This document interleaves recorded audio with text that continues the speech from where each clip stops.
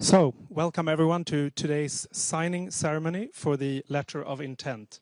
Välkomna till undertecknandet av en avsiktsförklaring om samarbete inom luftförsvar mellan Sverige och Ukraina. Med detta steg vill Sverige och Ukraina fördjupa samarbetet, särskilt med hänsyn till modern flygförmåga.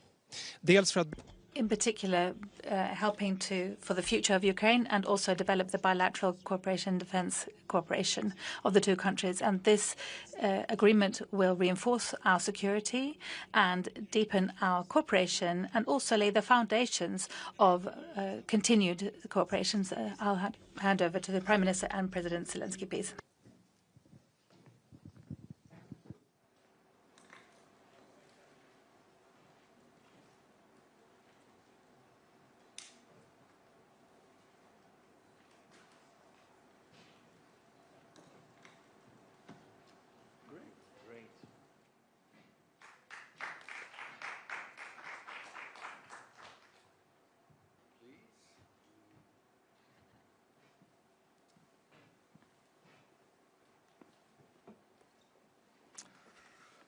If you prefer, you can use that.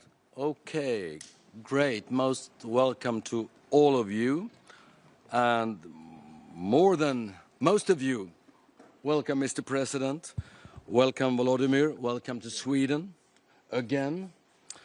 We meet here today in Linköping for bilateral cooperation reasons, and we meet in Brussels tomorrow for European cooperation. That says something about the intensity of all the discussions and all the cooperation between Sweden and Ukraine.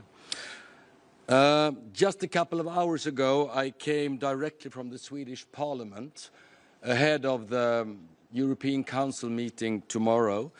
And I just want you to know that, as in every democracy, we have quite often different opinions about many things in the Swedish Parliament, but not on Ukraine, and not on the support for Ukraine. So in Sweden, we stand very united behind you and behind the Ukrainian people. I want you to convey that from the Swedish Parliament. Volodymyr, allow me first a few words in Swedish. So, as you can hear, my voice is just perfect. Got a cold on Saturday anyway. So here we are in Saab in Linköping. This is no coincidence, where JAS Gripen is constructed, and the latest model, the Series E, which we can see behind us, was delivered to the Swedish Air Force just the other day for the first time. And Swedish engineers behind it, and with Swedish fighter aircraft, the Swedish people will become safer, but Gripen can also make the whole of Europe a safer place. President Zelensky and I have just signed a letter of intent. This is a letter of intent between Sweden and Ukraine, and this is the beginning of a long journey. And it will take us one step closer to a major export deal for Saab, for Sweden, together with Ukraine. This means great opportunities for the Air Force of Ukraine in the future, and also for Sweden and its defense industry, but also for a long-term industrial cooperation between Sweden and Ukraine.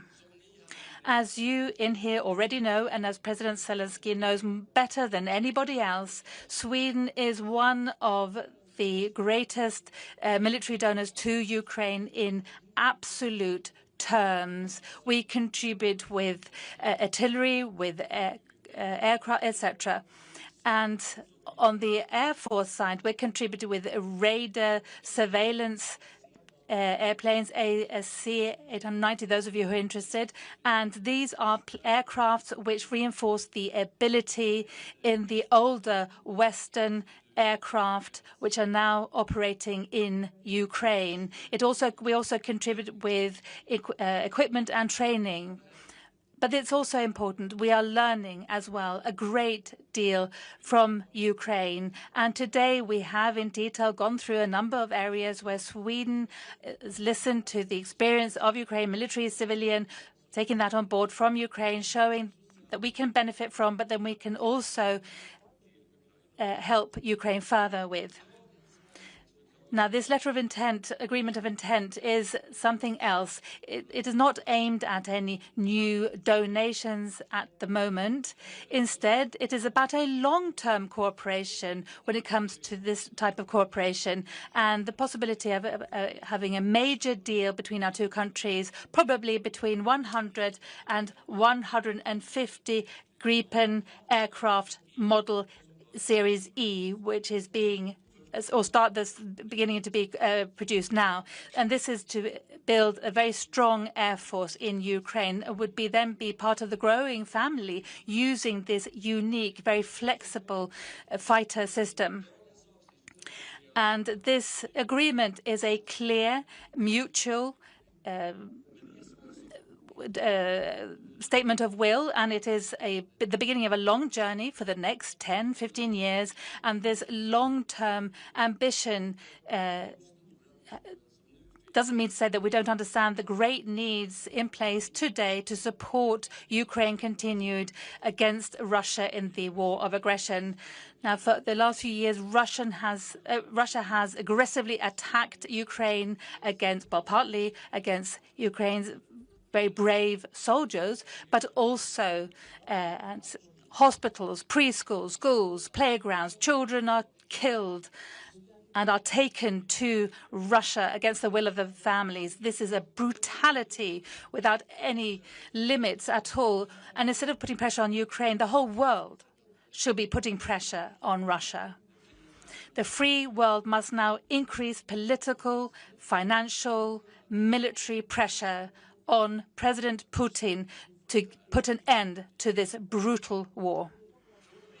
From today, we're going to continue working together with Sweden and Ukraine and other partners as well. We're going to work very hard to try to look at different possibilities for long-term funding of Ukraine defense capabilities. And the point of departure is good, let me say. We're all in agreement that a strong Ukraine with a strong defense in place, this is the best long-term protection, not just for Ukraine, but also for all other European nations.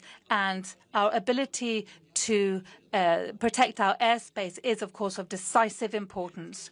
One important step in this direction may be taken already tomorrow, when the question about frozen Russian assets is going to be discussed once again at the European Council. And it's no coincidence that later this evening we are both flying down to Brussels. Now, even after the war, a long-term funding will be required for the reconstruction of Ukraine and also for their military defense systems. And this issue is naturally also decisive as regards the preconditions for the deal that we are now signing this agreement about. Lastly, Sweden has a proud history of being a world leader when it comes to fighter aircraft. The older generations told us about J-29, J-22, the Lancet, G-35, the Dragon, J-77 Viggen, and now JAS-39 Gripen. This is a unique history and background of our capabilities that we have built up in this country. Few NATO countries have this capacity. And the new aircraft that you can see behind me and President Zelensky right now is not just a source of pride for us in Sweden and for Linköping. It is also part of the unique Swedish ability that may help support the security of Sweden, of Ukraine, of Europe. And this is what it's really all about. The step we're taking today through this Swedish-Ukrainian letter of intent creates the necessary preconditions for a major export deal on the Gripen fighters between our two countries. If we succeed, it will contribute to increased security in our part of the world and will strengthen both Ukraine and Sweden. We fully realize it's a long road ahead of us, but from today we are committed to exploring all the possibilities in providing Ukraine with a large amount of Gripen fighters in the future. And with that, over to you, Mr. President. Thank you. Thank you so much, Ulf. Thank you very much for having us and for your support for everything. Thanks. Thank you so much. Thank you. Dear guests, dear Ulf, dear teams, ministers, dear Sweden, today we are opening a truly new and highly meaningful chapter in our relations between Ukraine and Sweden, and more broadly in Europe's overall security relations. Today we have the first document between our countries that opens the path for Ukraine to obtain a serious fleet, a very serious fleet of Swedish-made fighter jets, Gripens. Yes, these are excellent aircraft, strong aviation platforms, capable of carrying out a wide range of missions. And everyone sees what threats this helps protect against. Russian attacks against our state do not cease, and last night the Russians carried out yet another massive attack against our energy, against our cities, and unfortunately there are fatalities, and among them 2 children, and the youngest child wasn't even a 1-year-old. My condolences to the bereaved family. Last night alone, dozens of people were wounded by hits of Russian missiles and drones. In many regions, unfortunately, there are restrictions on the supply of energy, electricity. In the city of Kharkiv, Russian drones hit a kindergarten.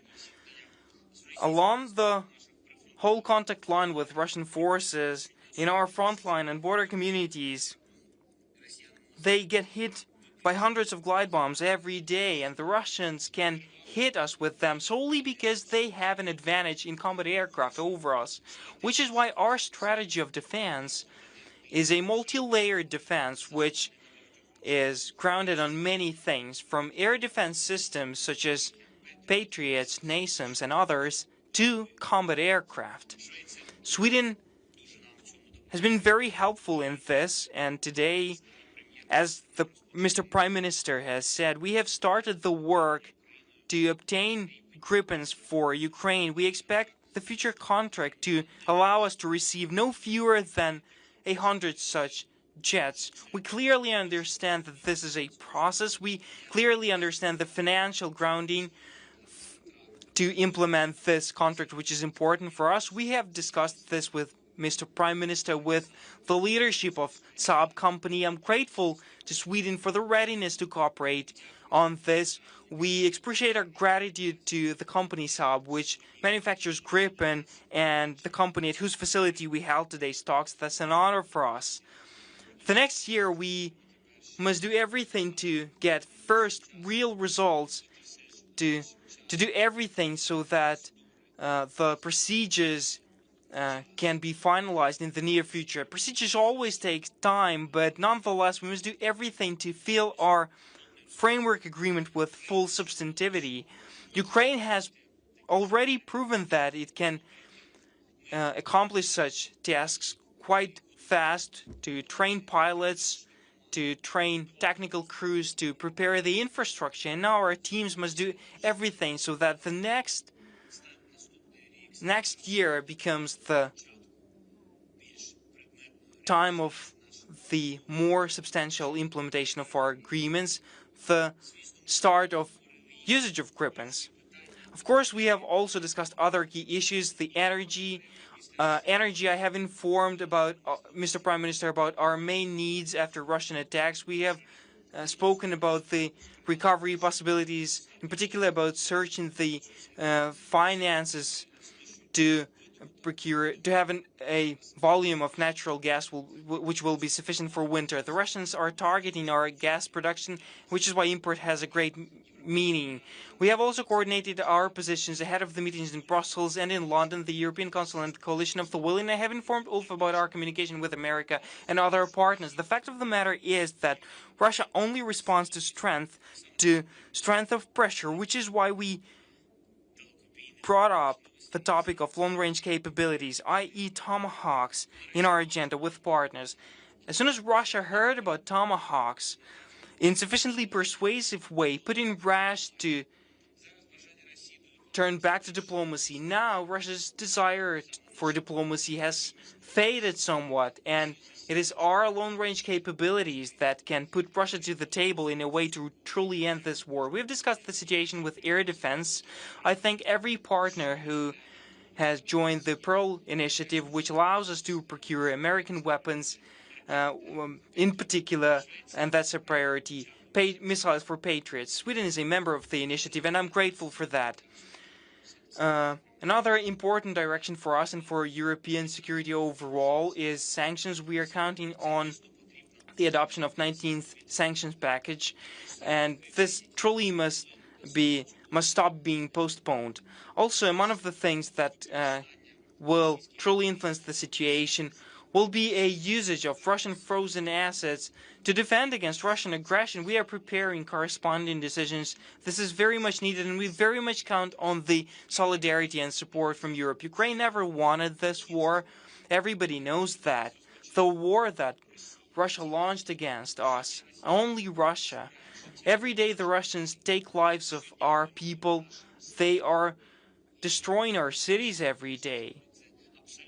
They have come to our land, and it's absolutely just that we're looking for, and we find the necessary means to defend ourselves, the necessary weapons, the necessary support, the necessary instruments of pressure on the aggressor. I thank everybody who's helping us. Thank you, Ulf, personally, and I'm very grateful to your great state that has helped Ukraine so much, and I'm sure that it will be historic for the Ukraine's independence. Glory to Ukraine. Thank you. So much. Thank you so much, Mr. President. And I think we now open up for questions from the media. Thank you. So now we open up for questions. So please state your name and your media outlet, and please keep it to one, maximum 2 questions. Yes. And we can start over there.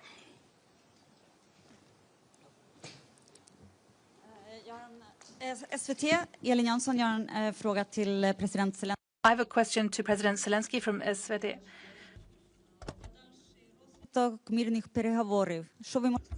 The future development of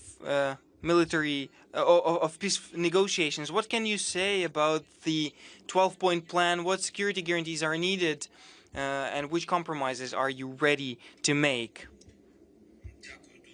Thank you so much.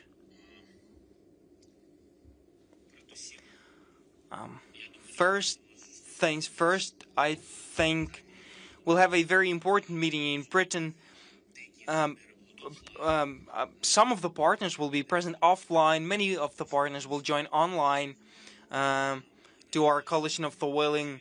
It must finalize as soon as possible the security guarantees for Ukraine. That's an important element for the end of this war, because one thing is to end Russian aggression, to stop Putin and stop him personally, because it's his personal will and desire to destroy Ukraine, to destroy Ukraine's independence, to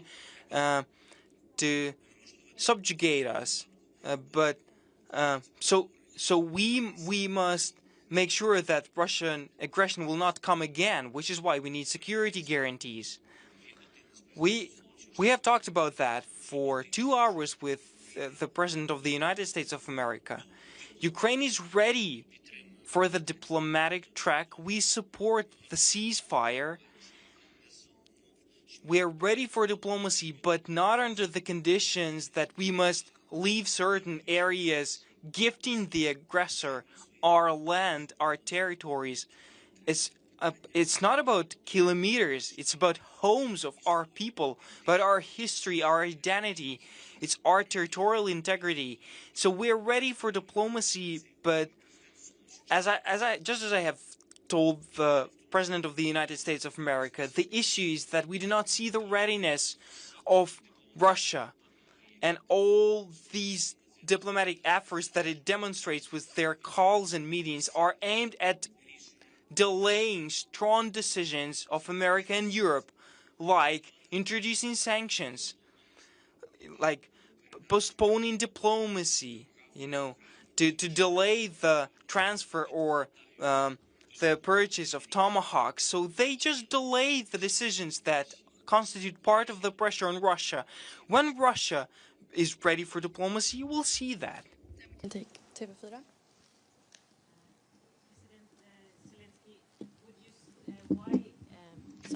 Sorry, President Zelensky. Why did you choose Gripen? And could you say something in English as well about the peace process? Yeah, please. Yeah. Yeah. Thank you very much. Why Gripens? So we know about your jets a lot. I'm not sure that everything, of course, only Sweden knows everything, but a lot. We can compare with other platforms.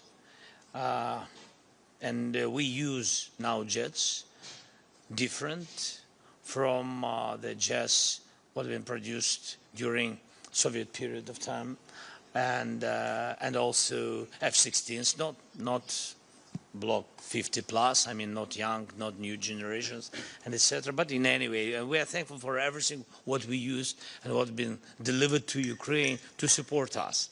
But if you look strategically on your air fleet, and we understand that there are the best three platforms: Gripen, F, and Rafales, and I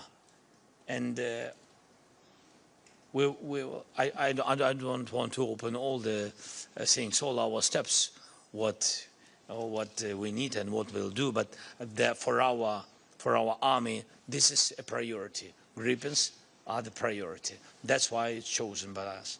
It's about money, it's about how it's maneuvered, and it's about how to use it, and it's also about our country. And between us, we understand with whom we fight. And Gripens are one of the best in the world. And about the peace process? What about the peace process? What do you want to hear? What do you think about it? What I think about it? No, we don't have enough pressure on Russians. And to make a pressure, by the way, the levers and contracts and today's decisions about ARJS, all these details of pressure on Russia. Because it's all about strengthening Ukraine and Ukrainian people and the army. And not enough pressure on Russia. We need the decision on frozen assets, difficult decisions. It's a pity, and I hope that tomorrow we will have a chance. But we understand that it's not a simple decision. Russia will do everything not to give us possibility to have such decision. Is to use money, because they understand that they need to decrease financing of Ukraine during the war. How to decrease? First, to divide USA and EU. Then to divide EU. And they've been quite successful in some steps with some countries, But God bless, strong countries in EU, strong countries are together. And this is very good. So that's why they want to decrease financing. And the frozen assets, it's a decision how not to lose these important funds for Ukrainian security. Then program Pearl is important. Also, we know that Russia works with some European countries.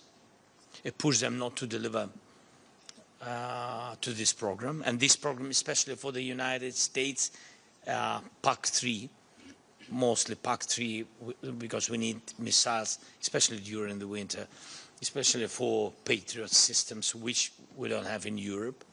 And that's it. So, and also there are strong steps on the battlefield. Russia's pushing disinformation in media, mostly in the United States today, also in Europe, that they win this war, that they are winning. But it's not true. They have losses, more than 1 million people, 1,300,000. Yes, that's it. So and their economy is decreasing. And of course, they are a rich country, and of course, they have a lot of money and funds and energy and etc. So sanctions on energy This is also, but total sanctions, without games, real sanctions. So all these things will pressure them, and they will sit and speak.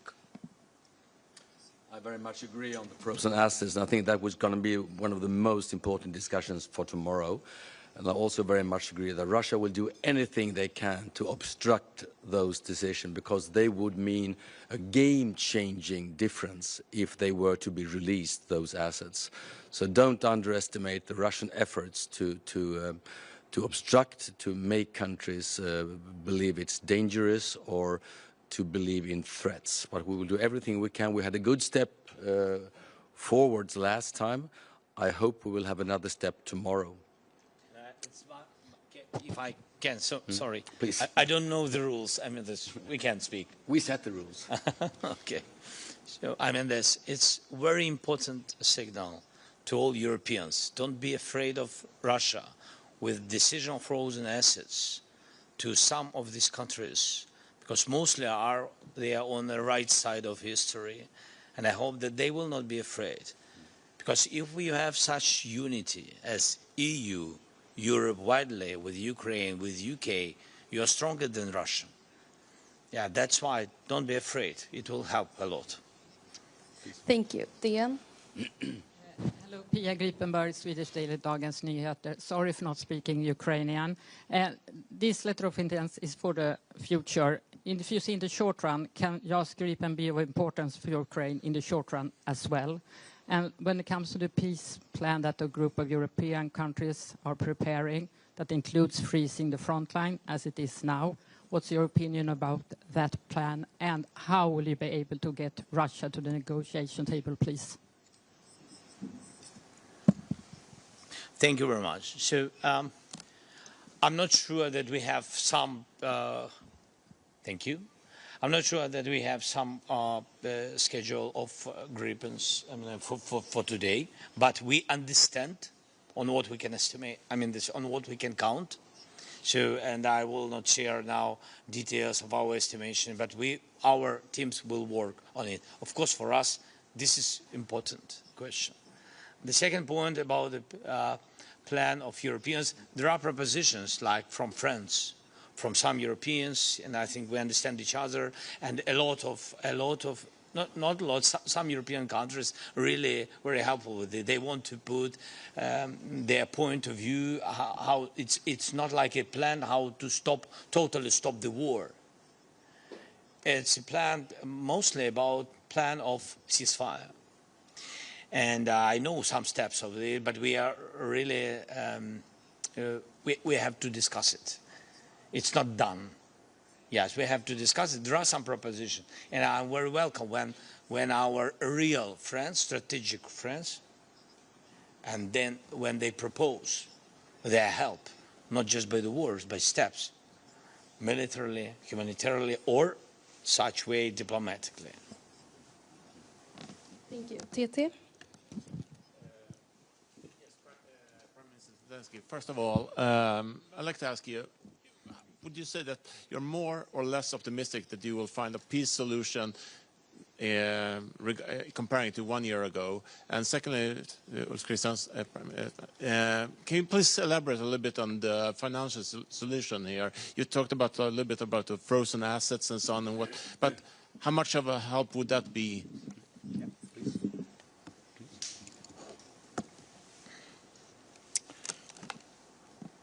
I'm more positive than 9 months ago.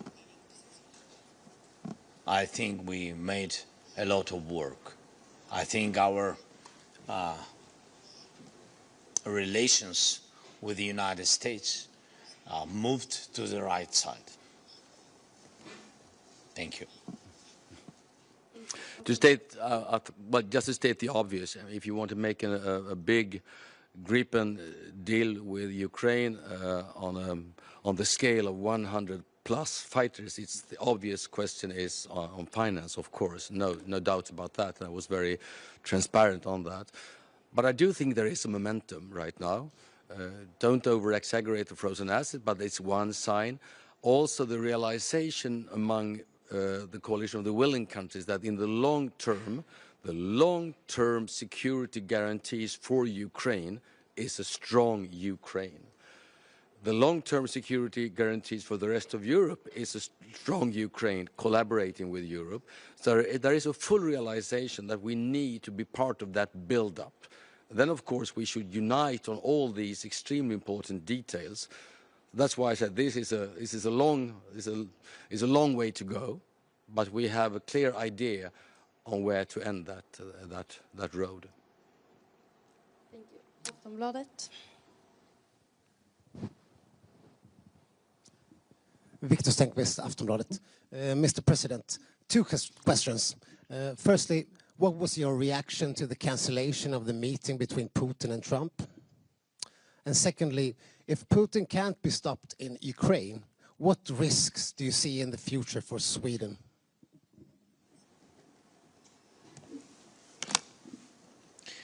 Europe will have risks. I don't know.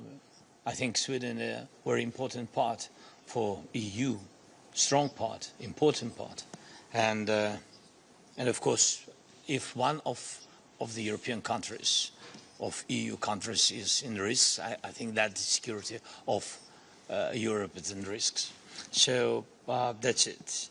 I think that I said about it, if we will not stop Putin, if we will not have a plan how to have a peace, so if we will not have minimum of this ceasefire with understanding what to do next steps, so Putin can try to open new front somewhere, because for him Ukraine is very difficult.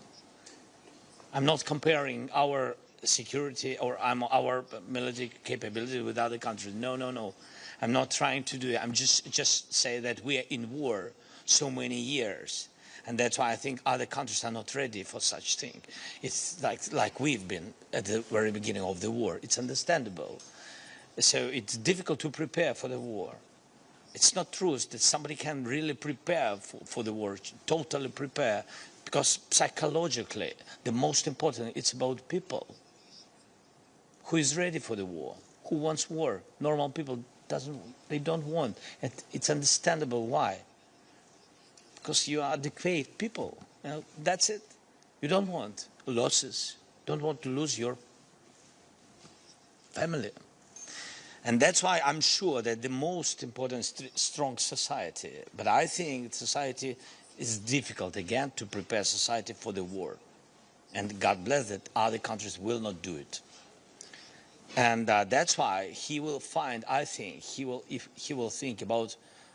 can think about other country, one or another, but not very big, because it's difficult. Because it's difficult not only to occupy the part, it's very difficult to hold. Ukrainian territory is big, one of the reasons. So yes, our people, yes, we long in war, but our territory is big. That's why you need too much people to hold it, even after you occupied it, temporarily occupied it. You have to hold. You need more soldiers, and it's very expensive. And so a lot of details about it. I mean, that we can speak about it, yes, with details, but we need too much time for this discussion. That's why I think risks have, first of all, small countries. This is my opinion. And for Putin, it doesn't matter. They are in NATO, in EU, or not. Thank you. And then we have the last question from Sveriges Radio.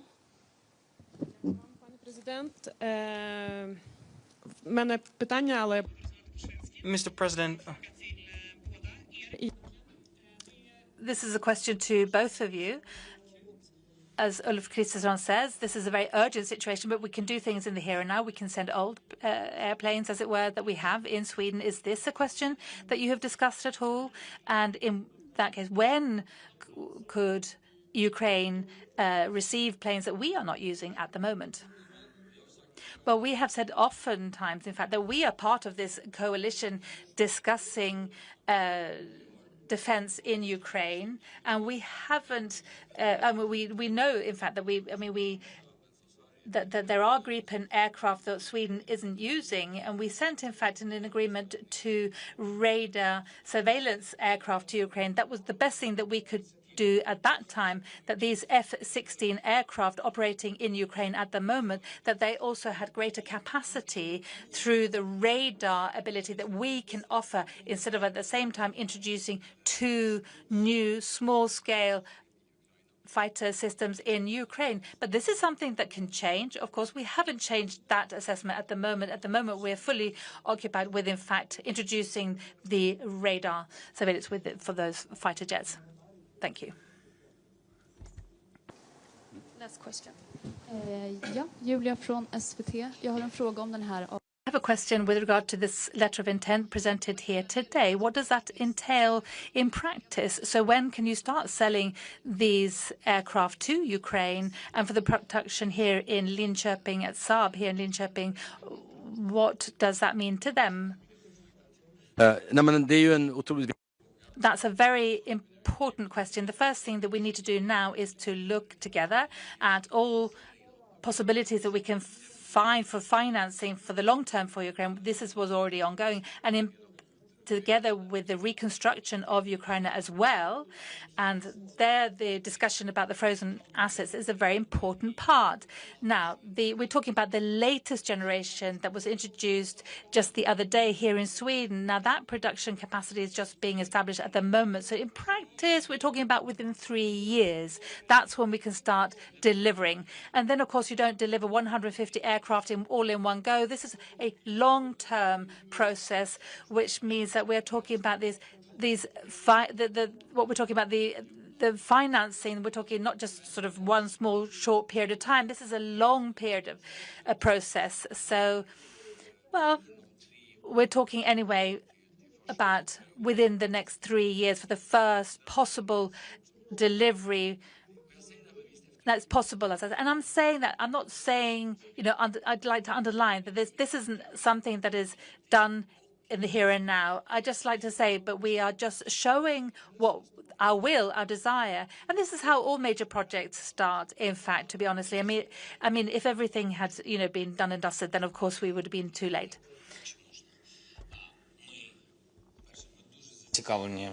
If I can, we are truly interested in serious co-production with Saab company. We want to produce drones. We are very interested in that.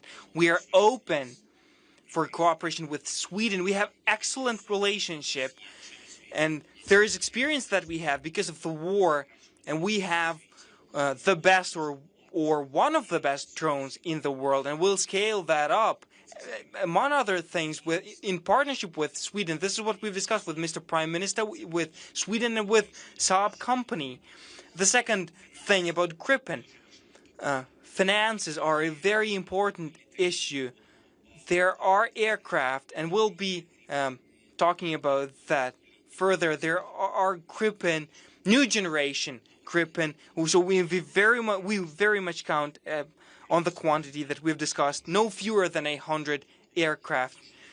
And we will also be talking about the possibility to use other aircraft which are not state-of-the-art to expedite this in a certain way. So we'll also speak about deliveries here. We'll also be talking about training of our pilots, which is also important. But the main thing that we have as of today, we very much wanted to have a political decision to provide a possibility for Ukraine to purchase Gripens and to build a modern air fleet. And this opportunity is open today. We have a politically positive decision. We are grateful to Sweden for this. Thank you all for this, and to all of your team.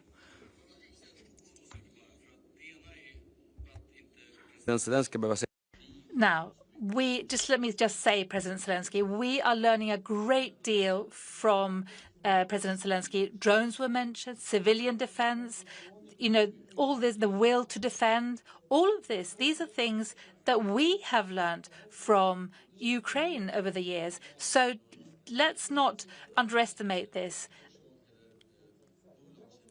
And it's not a corporate secret, as it were, that, we are really trying to, cooperate on a broader front between the Swedish defense corporations and Ukraine. And this is also important to underline. Thank you so much. Thank you. Thanks again.